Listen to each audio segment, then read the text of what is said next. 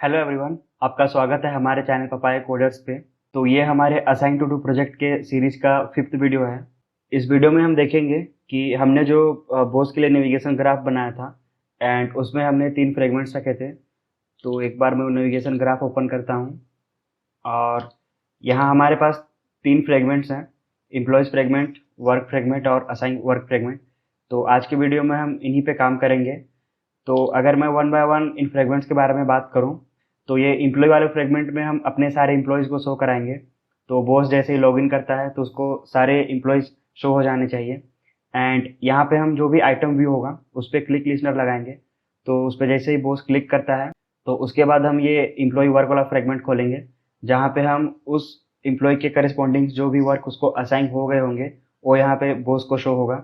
अगर नहीं हुआ होगा तो यहाँ पे हम एक टेक्स्ट व्यू शो कर देंगे कि कोई भी वर्क अभी असाइन नहीं हुआ है। एंड अगर उसके बाद नया कोई वर्क यहाँ पे असाइन करना है या फिर पहला वर्क असाइन करना है एम्प्लॉय को, तो यहाँ पे बटन पे क्लिक करने के बाद हम ये वाला फ्रेगमेंट खोलेंगे और यहाँ पे हमारा एक बेसिक सा लेआउट रहेगा, जहाँ पे हम वर्क का टाइटल बॉस से एंटर करवाएंगे या फिर उसका डिस्क्रिप्शन, डेट और जो भी वर्क की प्रायोरिटी रहेगी, हाई लो मीडियम, तो वो सब यहाँ पे हम इनपुट लेंगे। और यहाँ पे भी एक फ्लोटिंग एक्शन बटन होगा जिसपे जब बॉस क्लिक करेगा तो सबसे पहले हम उस डेटा को डाटाबेस में सेव करेंगे।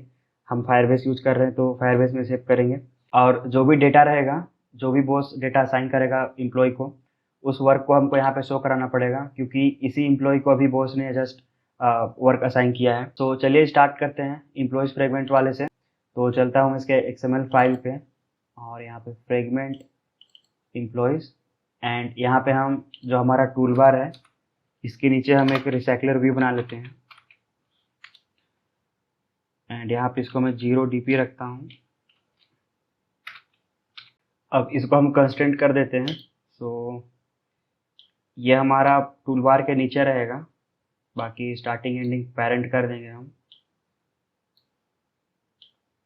बॉटम से कंस्ट्रेंट कर देते हैं और ये हमारे टूल बार के नीचे रहेगा। तो यहाँ पे हमने इसको कंस्ट्रेंट कर दिया है। अब इसको मैं आईडी दे देता हूँ एंड इसका नाम हम रख देते हैं रिसाइकलर व्यू एम्प्लॉयज। तो यहाँ पे हमने अपना रिसाइकलर व्यू बना लिया है। तो अब इसके बाद हमको इस रिसाइकलर व्यू के लिए एक अडेप्टर क्लास भी बनाना पड़ेगा, तो वो मैं यहाँ पे क्रिएट कर लेता हूँ। इसका नाम हम दे देंगे एम्प्लॉयज अडेप्टर एंड अब इसको हम रिसाइकलर व्यू से एक्सटेंड करते हैं। तो recycler view dot adapter and यहाँ पे हमारा एम्प्लॉयज अडेप्टर। ओके, तो यहाँ पे इस रिसाइकलर व्यू में जो आइटम व्यू हमको शो कराना है तो उसके लिए हमको एक आइटम व्यू भी डिजाइन करना पड़ेगा। तो उसके लिए मैं यहाँ पे एक पहले लेआउट डिजाइन कर लेता हूँ क्योंकि हमको यहाँ पे इन्फ्लेट कराना पड़ेगा। इसका नाम हम दे देते हैं एम्प्लॉयज प्रोफाइल एंड ये आइटम व्यू है तो आइटम व्यू रख देता हूँ पहले ही। एंड यहाँ पे हम जो भी यूजर का, क्योंकि हमने इमेज भी स्टोर करके रखा है, तो हम इमेज लेंगे और हम नेम को शो करा देंगे। तो यहाँ पे मैं एक छोटा सा लेआउट डिजाइन कर लेता हूँ। तो मैंने यहाँ पे आइटम व्यू को डिजाइन कर लिया है और इस आइटम व्यू पे सिंपली हम इमेज और टेक्स्ट व्यू शो करने वाले हैं। तो इमेज व्यू पे जो भी प्रोफाइल रहेगा और टेक्स्ट व्यू पे जो भी उसका नाम रहेगा एम्प्लॉय का। सो ये जो स्टेपेबल इमेज है ये पहले ही हमने डिज़ाइन किया था हमारे साइन अप एक्टिविटी के लिए, तो मैंने वहीं से इसको कॉपी कर लिया। तो चलते हैं हमारे अडेप्टर क्लास पे और यहाँ पे हम आगे का कोड लिखते हैं। सो अब यहाँ पे हमको व्यू होल्डर क्लास बनाना पड़ेगा, तो इसका नाम हम दे देते हैं employee view holder constructor and इस क्लास को हम क्रिएट कर लेते हैं।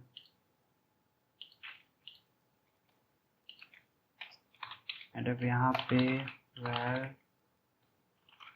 वेंडिंग और हम नाम दिया था आइटम व्यू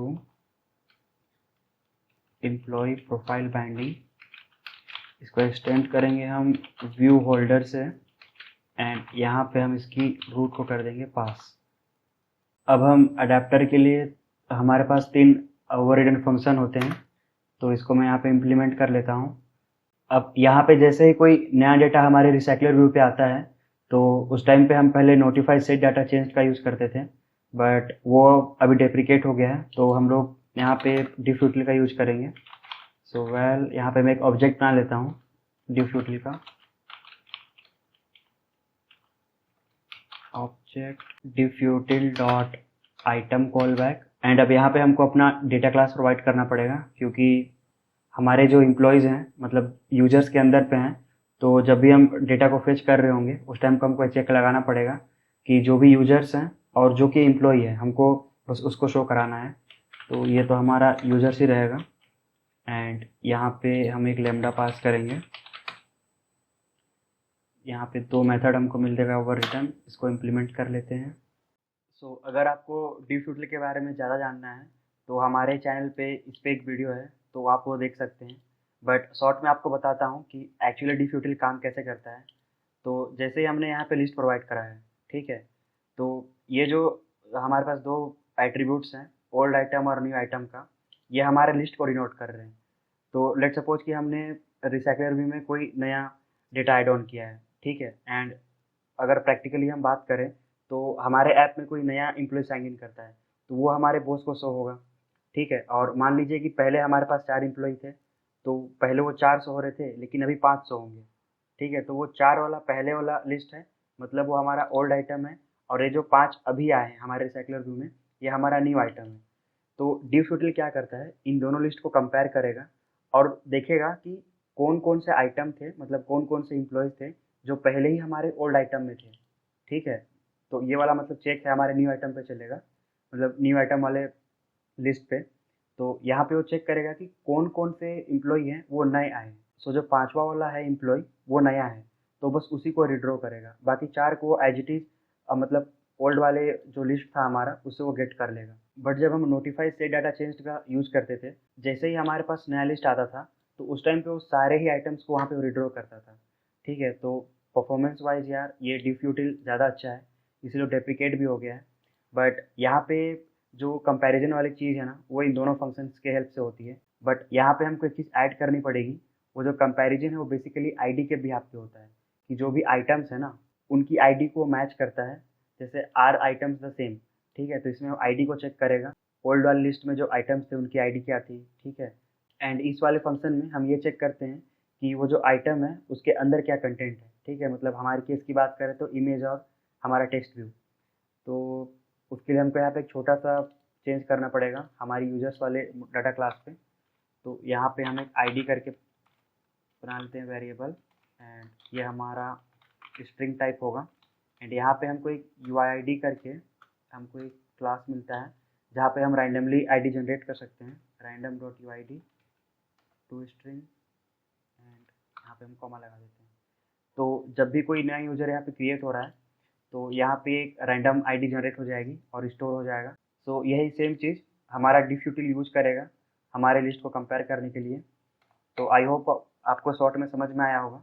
सो यहाँ पे हमको रिटर्न करना होगा जो भी ओल्ड आइटम है इसकी ID and new item dot ID, यहाँ पे इक्वल्स। यहाँ पे अगर हम लोग पहले ही आईडी वाला एट्रीब्यूट रखते हैं तो ये कोड हमको राइट करना नहीं पड़ता, ये डिफ्यूटिल खुद ही जनरेट कर लेता है, क्योंकि जो कंपैरिजन का काम है यार वो आईडी के बिहाफ पे ही होता है। यहाँ पे हम आईडी नहीं, यहाँ पे हम उसे कंटेंट को चेक करेंगे। अब यहाँ पे जो कंपैरिजन का काम है वो जो डिफ्यूटिल करेगा इसको हम असिंक्रोनसली करना चाहते हैं, ठीक है। तो उसके लिए हमको यहाँ पे एक फंक्शन मिलता है। तो पहले तो मैं यहाँ पे एक वेरिएबल बना लेता हूँ और फंक्शन का नाम है एसिंक लिस्ट डिफर। एंड यहाँ पे सबसे पहले हमको recycler view so this, and हम अपने डिफ्यूटिल को पास कर देंगे। तो ये जो कंपैरिजन का काम है ये मेन थ्रेड पे नहीं होगा, ये बैकग्राउंड थ्रेड पे होगा।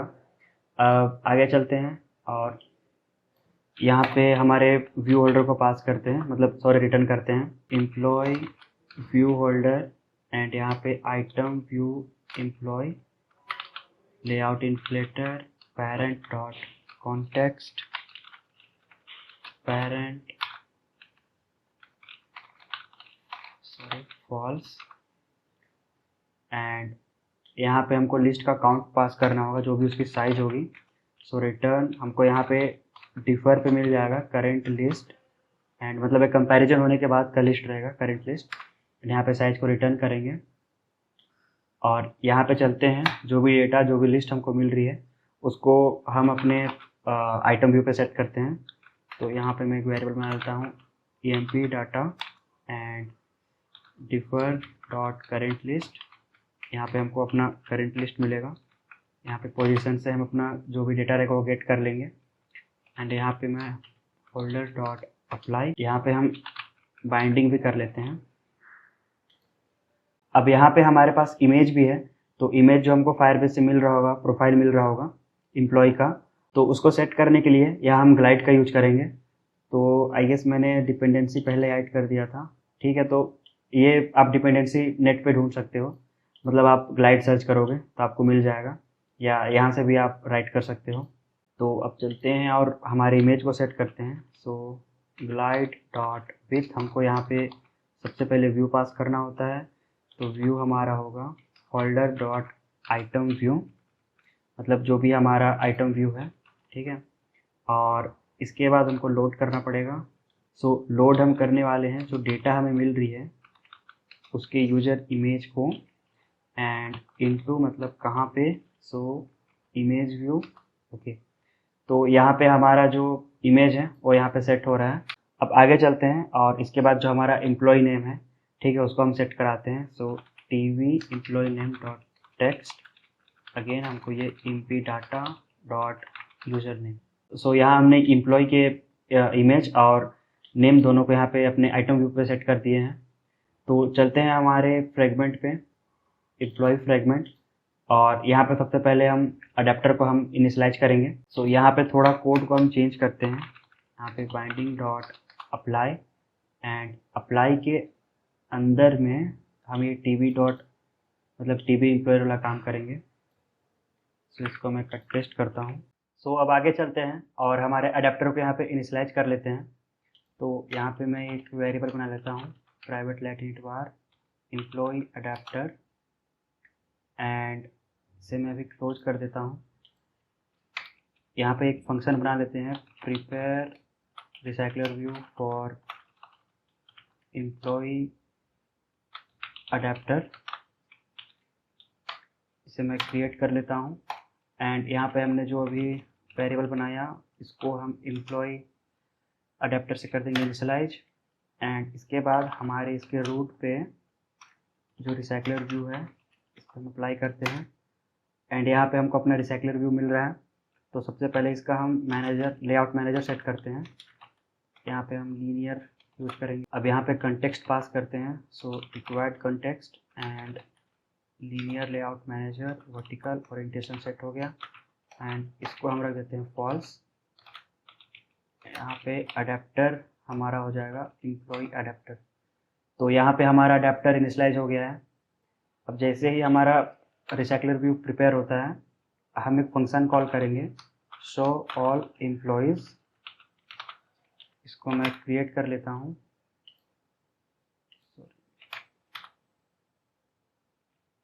सो अब इस फंक्शन के अंदर हम हमारे यूजर्स वाले नोड पे चलेंगे एंड वहाँ पे जितने भी एम्प्लॉयज़ रहेंगे उनको हम गेट कर लेंगे। एंड उसके बाद जो अडेप्टर हम लोगों ने बनाया है हम उस पर पास कर देंगे। तो डिफ्यूटल का यूज कर रहे हैं तो हमको लिस्ट को सबमिट करना पड़ेगा, मतलब उस पर एक फंक्शन होता है सबमिट करके, वो हम यूज करेंगे। सो चलते हैं Firebase database dot get instance get reference, and हमारे जो नोड का नेम था जहाँ हम सारे यूजर्स को स्टोर कर रहे थे, अब इस पर हम ऐड वैल्यू लिस्नर इवेंट लगाते हैं। हमको ऑब्जेक्ट चाहिए वैल्यू इवेंट लिस्नर का, एंड यहाँ पे हमको दो फंक्शंस मिलेंगे, इंप्लीमेंट मेंबर्स। अब इस वाले फंक्शन के अंदर हमको सारा डेटा मिलेगा। तो यहाँ पे सबसे पहले मैं एक लिस्ट बना लेता हूँ, एम्प्लॉय लिस्ट। इसको हम म्यूटेबल एरे रख देते हैं, एरे लिस्ट, एंड इसका टाइप हम दे देते हैं यूजर्स। अब यहाँ पे एक फॉर लूप लगाते हैं। So employees in snapshot dot children, क्योंकि स्नैपशॉट के अंदर हमारा सारा डेटा है। अब यहाँ पे हम करेंट एम्प्लॉय को गेट करते हैं पहले, और सो ये हमको मिलेगा एम्प्लॉयज डॉट गेट, और इसको हम हमारे डाटा क्लास से टाइप कास्ट करेंगे। तो यहाँ पे मुझे इसको करेंट यूज़र बोलना चाहिए, क्योंकि हमको यहाँ पे चेक भी लगाना है अभी कि इसका यूज़र टैब क्या है। ठीक है, तो यहाँ पे मैं लगाता हूँ एक चेक कि current user and user type is equal to ये होना चाहिए हमारा एम्प्लॉय। तो यहाँ पे हम नलेबिलिटी चेक लगा लेते हैं। सो अगर यूज़र टाइप एम्प्लॉय है तो हम क्या कर देंगे, एम्प्लॉय लिस्ट डॉट ऐड, जो भी हमारा करेंट यूज़र है हम उसको उसमें ऐड कर देंगे। सो यहाँ पे हम सारे यूजर्स पे आइटरेट कर रहे थे, और जिसका भी करेंट यूज़र एम्प्लॉय है, मतलब जो एम्प्लॉय है, उसको हम लोग इस वाले लिस्ट में स्टोर कर लिए हैं। ठीक है, तो जैसे लूप एंड होता है, हमारा जो अडेप्टर है employees adapter dot differ dot submit list, तो यहाँ पे हम इसको पास कर देंगे एम्प्लॉय लिस्ट। तो ये रियल टाइम पे डेटा हमारा जो है अडेप्टर पे वो सेट होगा। तो यहाँ पे अब हमारे सारे एम्प्लॉयज शो हो जाएंगे हमारे बॉस को। तो यहाँ पे मैंने अपने एंड से ऐप को रन किया था, ठीक है, बट यहाँ पे एक छोटी सी मिस्टेक हो गई है हमसे। तो सबसे पहले मैं डाटा क्लास में चलता हूँ यूजर्स पे, और अच्छा यहाँ पे बॉस टाइप बॉस आईडी करके पहले 3 वेरिएबल्स के नेम मैंने इसको चेंज कर दिया है, बॉस को यूजर से रिप्लेस कर दिया है। ठीक है, अब यहाँ पे एक छोटा सा दिक्कत ये है कि हमने यहाँ पे एक नया वेरिएबल बनाया था आईडी करके। ठीक है, तो अगर मैं अपने साइन अप एक्टिविटी पे चलूँ, तो यहाँ पे जब हम अपने डेटा को सेव कर रहे थे, तो मैंने यहाँ पे एक सीक्वेंस में सारे वैल्यू को पास कर दिया था। सो अभी जब मैंने 1-2 एम्प्लॉय ऐड किए अपने साइड से, तो ये सेव यूजर टाइप में ना आईडी चला जा रहा था। ठीक है, तो हमको यहाँ पे अलग से बताना पड़ेगा, क्योंकि हम आईडी पास नहीं कर रहे हैं। तो यहाँ पे यूजर टाइप हमको ये प्रोवाइड हो जाता है यहाँ पे। सो यूजर टाइप ये, तो यहाँ पे हमको ऐसे अलग से बताना पड़ेगा कि ये जो वैल्यू है इस वाले वेरिएबल पे असाइन होना चाहिए। ठीक है, तो आपको ये प्रॉब्लम समझ में आ गया होगा। तो यही काम मैं सबके लिए कर लेता हूँ। सो यहाँ पे मैंने अलग से बता दिया है कि हमको किस वाले वेरिएबल पे कौन सा वैल्यू चाहिए। तो अब मैं ऐप को रन करके आपको दिखाता हूँ। सो यहाँ पे ऐप रन हो गया है। ऐप को हम ओपन करते हैं।